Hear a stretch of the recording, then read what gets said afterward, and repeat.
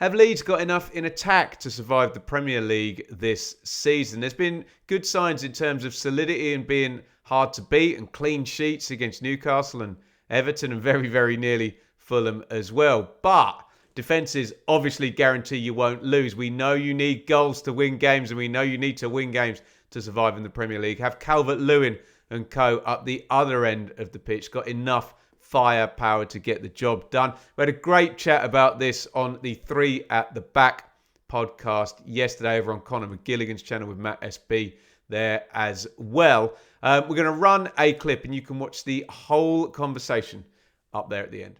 Okay, well, the first game of the weekend, lads, Leeds United losing out to Tottenham Hotspur 2-1 in a weird game. Very, very weird game. Leeds, once again, winning the XG Cup, but still not been able to, really be profitable in front of goal. A few, blunt efforts again from Dominic Calvert-Lewin, of which isn't a problem, but his overall game, I think's excellent for Leeds at this moment in time. So he's a real facilitator, really helping Leeds. But striker's job is to put the ball in the back of the net. Leeds just looking a little bit blunt at this moment in time, whilst creating chances.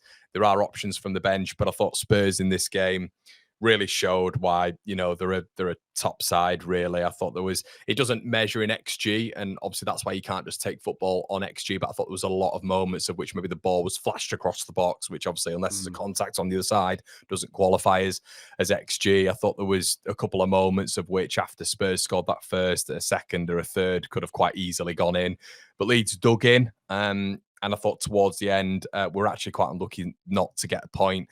But we are talking again about Leeds deserving something and not getting something, Matt SB. Yes, I was actually going to come on to that. I know, Conor, you watched the game live, but obviously I'm looking at the numbers. I've watched the highlights as well. And yeah, surprisingly, Leeds with a lot more of it and obviously not getting a result. You've got to take the positives still. You're above a point per game. The other teams down there this weekend, none of them picked up a win. So that's something. You stay above the bottom three. Okafor looked good. Dominic Calvert-Lewin, as you say, lively. Longstaff, decent.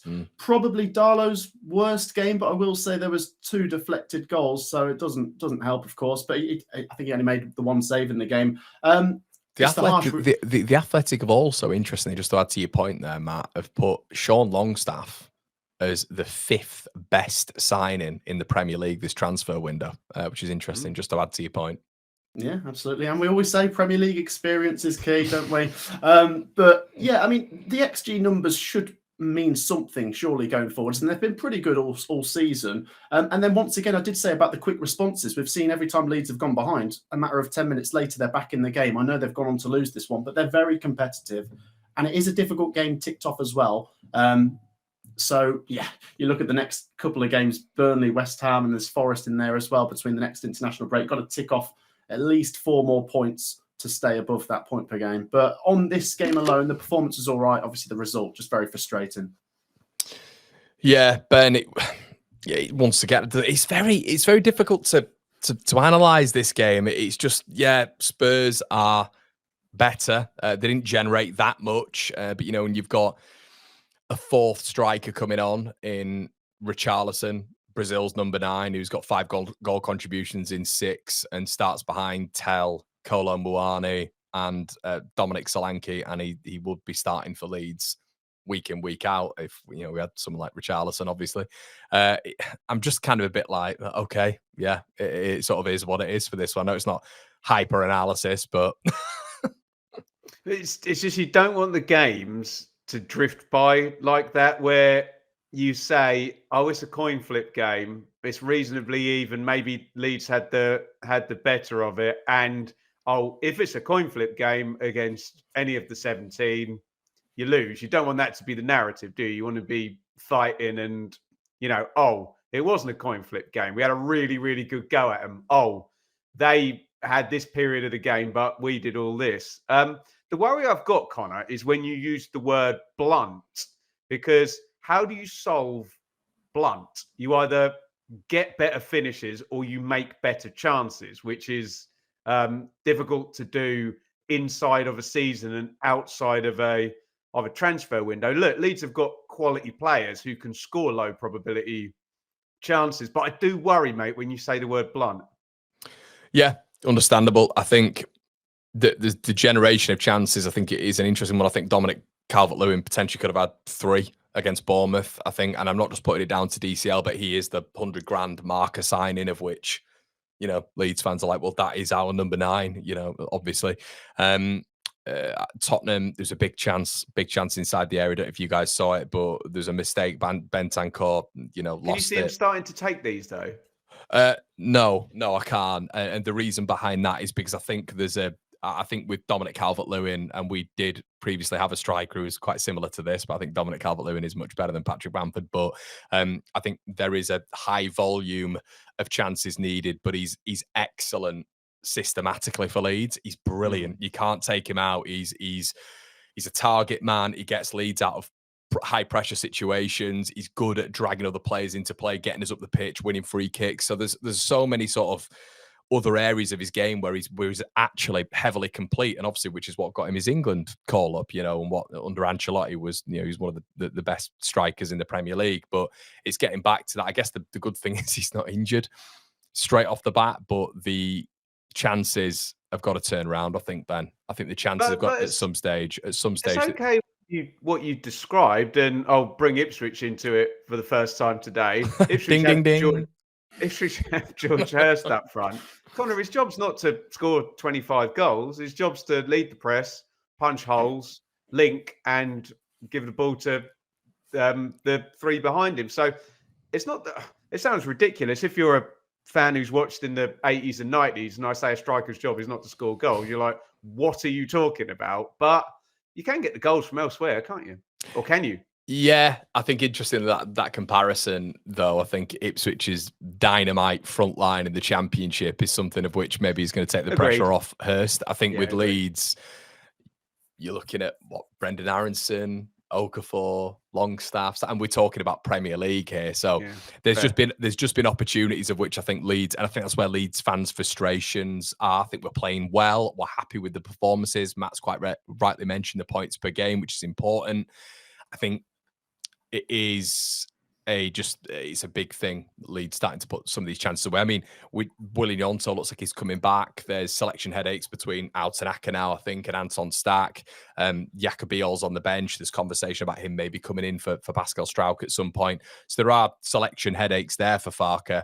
But these 2 games coming up, and for Burnley as well, and for West Ham, are absolutely massive Goliath games for Leeds, because we were speaking about Sunderland, guys, beforehand and saying, well, it's a different sort of pressure, isn't it? Needing to win. And they did need to win at the end, at the start of the season, and they did win. Leeds United are getting into 2 games of which now, Burnley and West Ham, they've got to be targeting 4 points, and obviously it's vice versa with those 2 as well. They've got to be targeting the Leeds game, I think. So, as I say, Leeds 1, Spurs 2. Less said about that, the better. But can I say as well, Conor, there is quite a clear pattern here with teams doing poor against Leeds in terms of the numbers, because we said this about Bournemouth, and then who was it the week before? And Spurs I know they've won, but their numbers in this game weren't great. So that is once again something to take away for Leeds. They're making decent teams look ordinary. Yeah, 100%. I mean, if I was to ask you guys, I mean, what are your thoughts on the situation now with Leeds? Is just a starter offer? Is it a Ben, when you look and you look at the underlying numbers, but you watch Leeds with the eye test as well, do you think it's been a strong start? I mean, I look at Leeds and maybe they've just been bested properly by Arsenal, and it's probably quite a strong start if you're looking at Leeds. But it is obviously, Jesse Marsh used to always talk about these performances sometimes over points, and it used to get largely frustrating for Leeds fans. But those points have to come, but the performances are encouraging. It's so difficult, isn't it? Because Jesse Marsh, don't shoot me down, is right that you need viable performances over a long period of time. Unfortunately for football managers, that the proof is in the pudding. Then if you don't win, then you sound very silly, don't you? Because you're basically saying you didn't do a good enough job. You had the performances and you couldn't turn them into wins, which is literally your job. I mean, it's very easy for me to sit and say, ask me after Burnley, West Ham and Forest across the next 4 games.